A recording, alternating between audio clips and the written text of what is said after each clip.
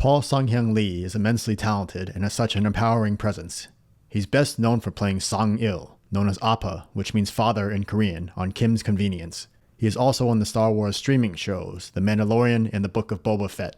I'm impressed with how he was able to so succinctly describe the importance of seeing yourself reflected on screen, in interviews and when he won Best Actor in a Comedy Series at the Canadian Screen Awards 2 years in a row. Appa is a great role. The character is complex, simultaneously heartfelt, caring, hilarious, stubborn, a nightmare, full of heart, and he happens to have an accent. I want to see Paul get more and more roles where he gets to flex his acting chops. When I first watched Kim's Convenience, I was worried when I heard Appa and Umma's accents. I had a feeling that the actors who play Appa and Umma speak perfect English and were faking the accents, and after hearing a few interviews with them, confirmed that. Yoon plays Umma.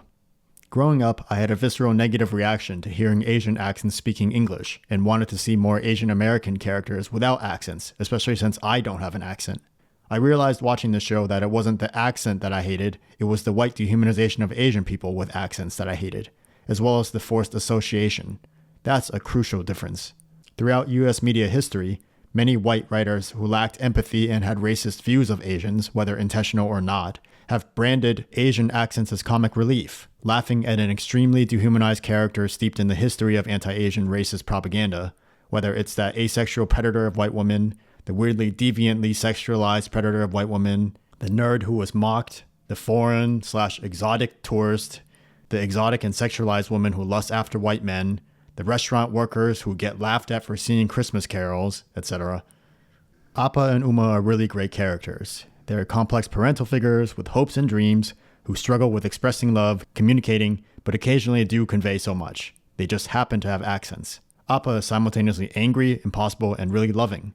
Umma doesn't always say what she wants while occasionally being really blunt in other situations, but you feel all her emotions through her body language and subtlety. Accents represent so much beauty and intelligence. Learning a second language is difficult, shows commitment, resilience, determination, and for immigrants, they represent the bold decision of leaving family at home and trying to build a new home and life elsewhere. In the later seasons, when creator and co-showrunner Ins Choi went to pursue other projects, and the white co-showrunner Kevin White took over, I heard Yoon discuss how the show had essentially pushed out all the Asian writers, and it really showed in how the episodes were written. This was really frustrating to see and hear, but the show still had a lot of positive impact, especially in the earlier seasons.